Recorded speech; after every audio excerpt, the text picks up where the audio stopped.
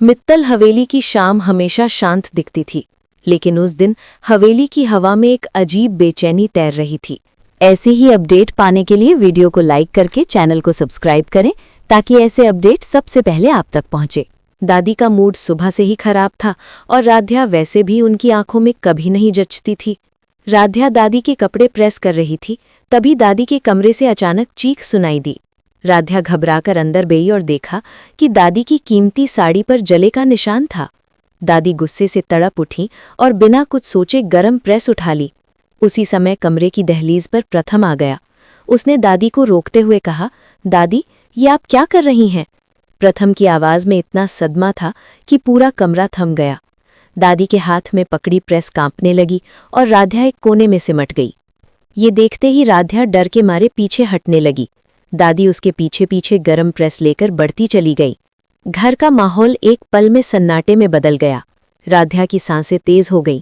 अगर प्रेस उसके शरीर से छू गई तो क्या? ऐसे ही अपडेट पाने के लिए वीडियो को लाइक करके चैनल को सब्सक्राइब करें ताकि ऐसे अपडेट सबसे पहले आप तक पहुंचे। होगा ये डर उसे भीतर तक हिला रहा था, लेकिन शायद भोलेनाथ को कुछ और ही मंजूर था। दादी जैसे ही राध्या के बिल्कुल करीब पहुंची और गरम प्रेस उसके शरीर को छूने ही वाली थी, उसी क्षण निहारिका तेजी से कमरे में घुसी। दादी रुकिए! उसकी चीख कमरे में गूंजी, पर तब तक बहुत देर हो चुकी थी। दादी के हाथ का संतुलन बिगड़ गया और गरम प्रेस राध्या की जगह सीधे निहारिका के हाथ से टकरा गई। एक पल में दर्द से फटी चीख गूंज उठी। आह! निहारिका करहते हुए जमीन पर गिर पड़ी और कुछ ही सेकंड में बेहोश हो गई। पूरा मिट्टल भवन पत्थर की तरह जम गया। दादी की आंखें स्तब्ध रह गई। हे भगवान, मैंने ये क्या कर दिया? उनके होंठ कांप गए थे। राध्या घबराकर निहारिका की ओर भागी।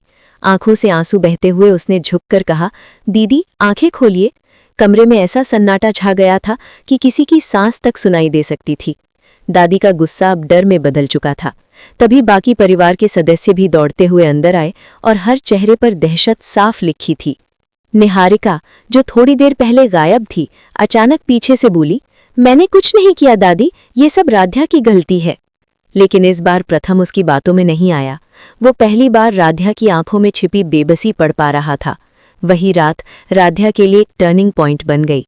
वो अकेली छत पर बैठी थी और उसे लगा कि डरने से कुछ नहीं बदल सकता।